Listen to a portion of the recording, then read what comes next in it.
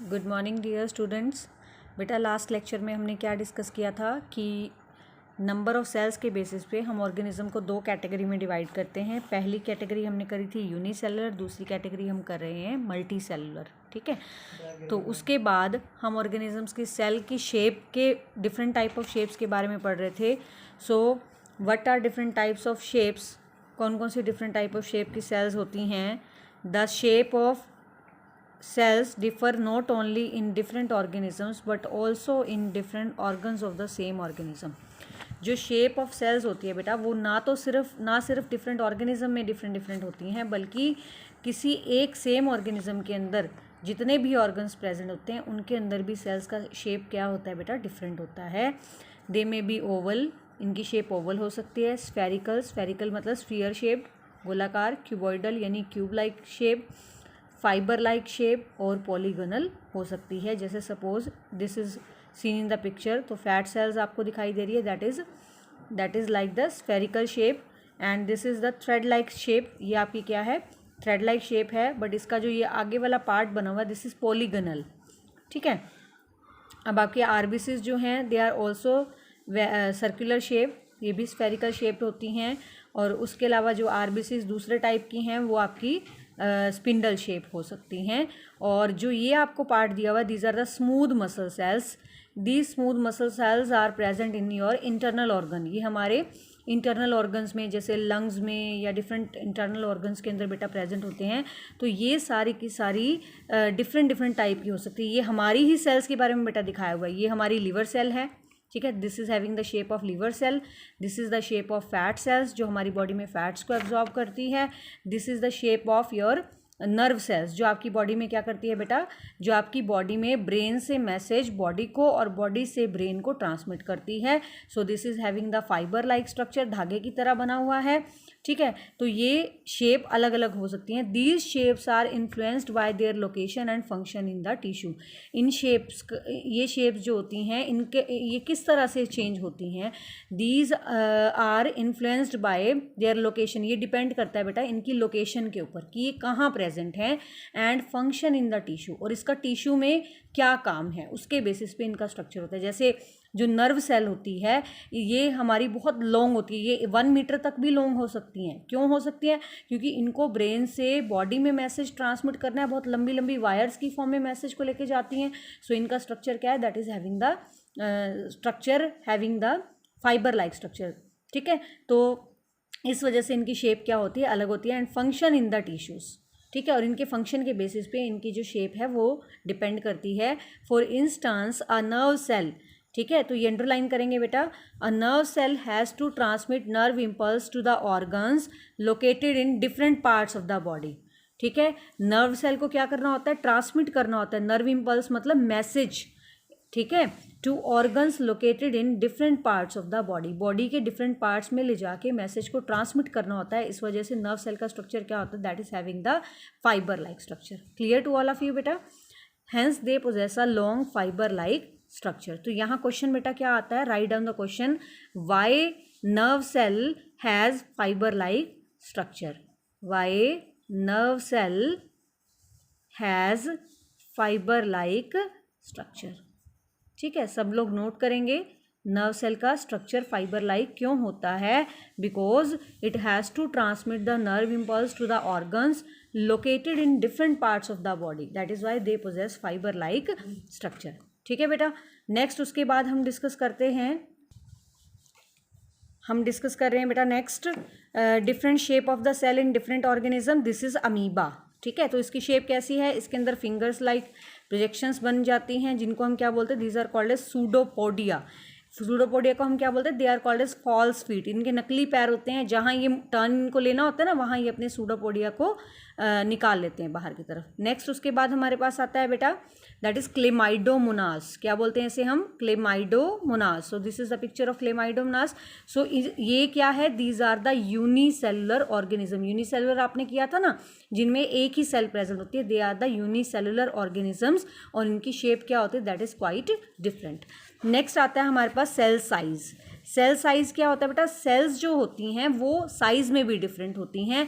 जो सबसे छोटी सेल है, द स्मॉलेस्ट सेल जो सबसे छोटी सेल हमारे पास है, smallest cell in the body, that may be your the smallest cell PPLO। क्या नाम है बेटा स्मॉलेस्ट सेल का? अर्थ के ऊपर जो सबसे छोटी सेल है उसका नाम क्या है? PPLO। इसको हम कैसे प्रोनाउंसिएट करेंगे? Pleuro pneumonia like organism.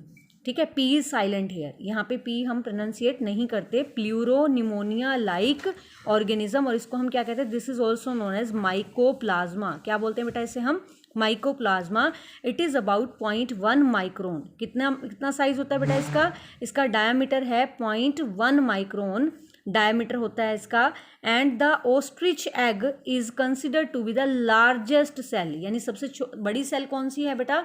The smallest cell is PPLO and the largest cell on earth is ostrich egg. Ostrich का जो एग होता है, ऑस्ट्रिच का अंडा, वो क्या है? That is the largest cell, जिसका डायमीटर कितना है? 170 mm इन डायमीटर। क्लियर?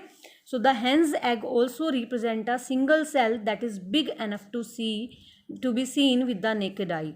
हैन का जो एग होता है वो भी एक सिंगल सेल को ही रिप्रेजेंट करता है, that is big enough to be seen, जो इतना बड़ा होता है जिसको आप नॉर्मल आंख से देख सकते हो। क्योंकि एग भी क्या है बेटा? Egg is also a zygote. Zygote है ना, एक ही सेल होती है, एग से ही तो पूरी बॉडी डेवलप होती है ऑर्गेनिज्म की। ठीक है, that is a zygote. Clear to all of you बेटा?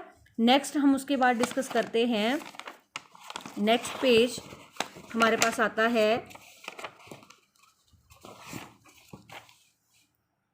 एक्टिविटी गिवन है बेटा आपके पास। टेक अ हेन्स एग, मुर्गी का अंडा लेना है।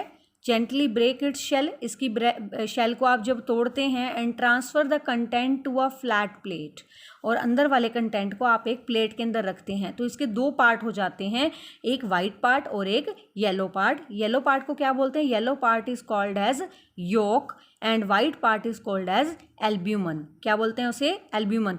और जो एग के चारों तरफ छिलका होता है, इसको क्या बोलते हैं? That is called as outer shell. ठीक है, अंदर एक पतली सी लेयर होती है, इसको बोलते हैं सेल मेम्ब्रेन। क्या बोलते हैं बेटा इसे हम? Cell membrane. ठीक है, इन दोनों के बीच में जगह खाली होती है। So you will observe 2 clear portion. आपको 2 पोर्शन यहाँ दिखाई दे रहे हैं। The central yellow mass is the yolk. जो सेंट्रल येलो मास होता है वो क्या है बेटा? योक है। And it is surrounded by a transparent white jelly like fluid. इसके चारों तरफ ट्रांसपेरेंट जेली लाइक फ्लूइड होता है। This transparent white jelly like fluid is called as albumen. क्या बोलते हैं बेटे इसे? Albumen. And albumen and yolk represent the reserve food material in the cytoplasm.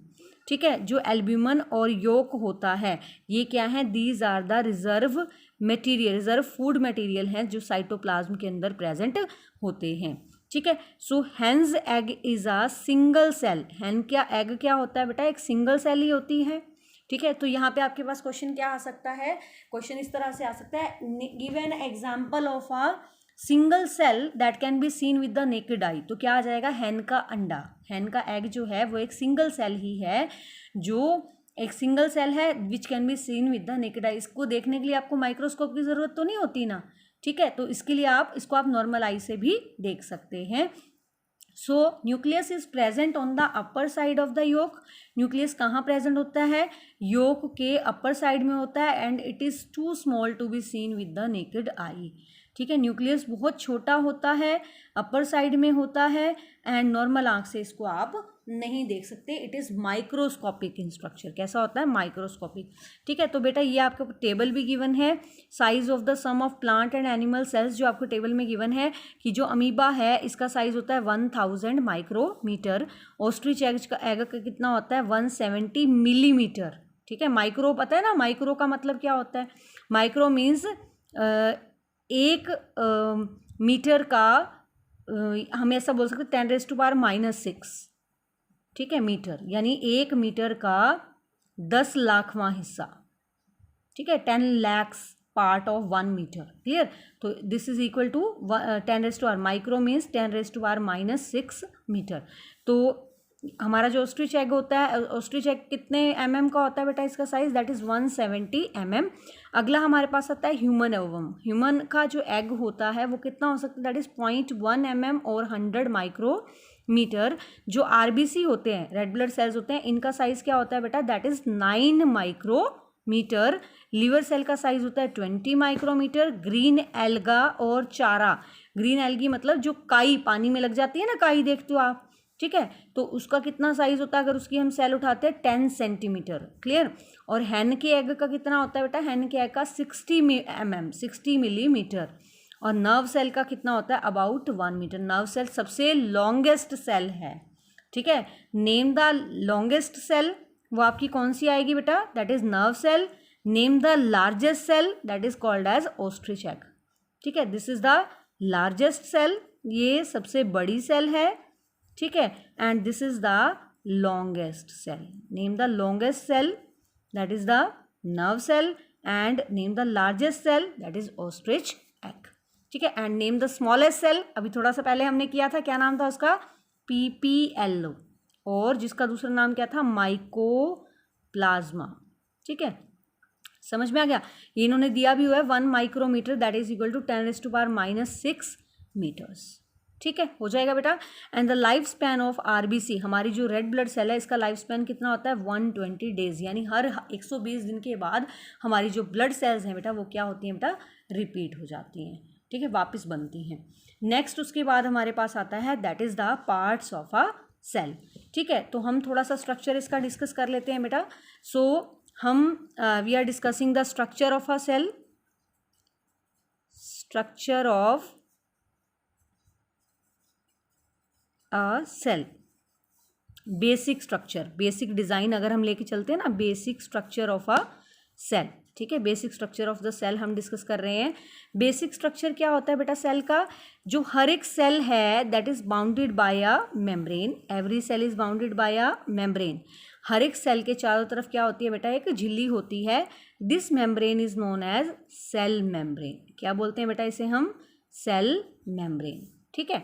और what is the function of this cell membrane, cell membrane क्या काम करती है, देखो हमारे घर के चारों तरफ बाउंड्री होती है, ये क्या काम करती है, आपके घर को प्रोटेक्ट करती है।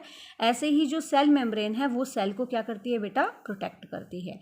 अब inner to the cell membrane there is presence of jelly like matrix, jelly like substance present होता है। And this jelly like substance is known as protoplasm, क्या बोलते हैं बेटा इसे हम, प्रोटोप्लाज्म। अब इस protoplasm, this protoplasm is like the, जैसे हम एक टब में पानी भर लेते हैं तो उसको हम क्या बोलते हैं, सपोज मान लेते हैं हमने टब में पानी भरा, उसको क्या बोलेंगे, that is called as protoplasm. अब इसके अंदर हम एक ऐसा कटोरा रख देते हैं जो चारों तरफ से, जिसके अंदर छोटे छोटे क्या हैं बेटा, छेद हैं, ठीक है, कुछ ऐसा स्ट्रक्चर हम इसके अंदर रख देते हैं, ठीक है। तो ये हमारे पास क्या आ गया, दिस इज द न्यूक्लियस, क्या बोलेंगे इसे हम, न्यूक्लियस, क्या बोलेंगे इसे हम, न्यूक्लियस, ठीक है, न्यूक्लियस। अब प्रोटोप्लाज्म कुछ न्यूक्लियस के अंदर चला गया, कुछ न्यूक्लियस के बाहर रह गया।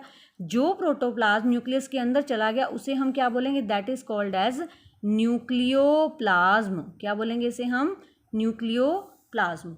जो protoplasm nucleus, so the protoplasm of nucleus is called as nucleoplasm and the protoplasm outside the nucleus is called as, इसको हम क्या बोलते हैं, this is called as cytoplasm, क्या बोलेंगे इसे हम, साइटोप्लाज्म। और पूरे को हम क्या बोलते हैं, this whole of nucleus and cytoplasm, इन दोनों को हम क्या बोलेंगे, this is called as protoplasm, क्या बोलेंगे बेटा, प्रोटोप्लाज्म। इसका मतलब जो प्रोटोप्लाज्म होते हैं इसके कितने पार्ट्स हो गए, इसके 2 पार्ट्स हो गए, एक साइटोप्लाज्म, दूसरा क्या हो गया, न्यूक्लियस। साइटोप्लाज्म जो है वो न्यूक्लियस के बाहर वाला पार्ट है, और जो अंदर वाला पार्ट है इसको क्या बोलेंगे, this is called as nucleoplasm. समझ में आ रहा है ना, न्यूक्लियस पूरा का पूरा न्यूक्लियस हो गया, ठीक है। अब इसके अंदर क्या प्रेजेंट होता है, अगर मैं इसका स्ट्रक्चर बाहर निकाल के इसको ड्रॉ करती हूँ, ठीक है, तो हम इसका स्ट्रक्चर ऑफ न्यूक्लियस साथ साथ ड्रॉ करते जाएंगे, क्योंकि हमने नोटबुक पे भी ड्रॉ करने हैं बेटा। तो स्ट्रक्चर ऑफ न्यूक्लियस अगर मैं ड्रॉ करती हूँ, ईच न्यूक्लियस कंसिस्ट ऑफ, हर एक जो न्यूक्लियस होता है it is rounded in shape and it is composed of various parts, ठीक है। सबसे पहले न्यूक्लियस के चारों तरफ बेटा क्या होती है, न्यूक्लियर मेम्ब्रेन होती है, ठीक है, क्या होती है बेटा, न्यूक्लियर मेम्ब्रेन, जिसमें छोटे छोटे क्या होते हैं बेटा, छेद होते हैं, ठीक है, दिख रहा है आपको। तो इसको क्या बोलेंगे, this is called as nuclear membrane, क्या बोलेंगे इसे, न्यूक्लियर मेम्ब्रेन, ठीक है। और अंदर क्या है, अंदर एक जो प्रोटोप्लाज्म अंदर चला गया, हमने डिस्कस किया था ना, इसको क्या बोलेंगे, this is called as nucleoplasm, क्या बोलेंगे इसे हम, न्यूक्लियोप्लाज्म। ठीक है। और न्यूक्लियस की जो मेम्ब्रेन है इसके बीच में छोटे छोटे छेद होते हैं, इसको क्या बोलते हैं? दिस इज कॉल्ड एज, क्या बोलेंगे इसे हम? This is nuclear pore. क्या बोलते हैं इसे हम? Nuclear pore. पोर मतलब छेद, ठीक है बेटा। और इसके अंदर क्या प्रेजेंट है बेटा? It contains thread like structures, ठीक है, धागे से बिखरे पड़े हैं। These thread like structures are known as chromatin. क्या बोलते हैं इसे हम? क्रोमाटिन। अगर मैं यहाँ भी ड्रॉ कर देती हूँ, इसको क्या कहेंगे हम? These are called as chromatin, ठीक है, क्रोमाटिन, ठीक है। और इसके अंदर एक डार्कली स्टेन्ड बॉडी भी होती है, दिस इज कॉल्ड एज, यहाँ हम बना देते हैं, this is called as nucleolus. क्या बोलेंगे बेटा इसे हम? न्यूक्लियोलस।